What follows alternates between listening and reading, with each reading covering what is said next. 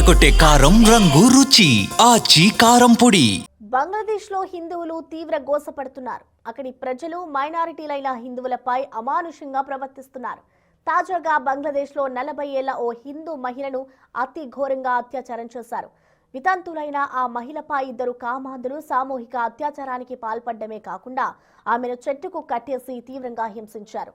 Central కాళీగంజ్ ఉప జిల్లాలో జరిగిన ఈ ఘటనతో ప్రపంచ సమాజం తలదించుకుంటోంది.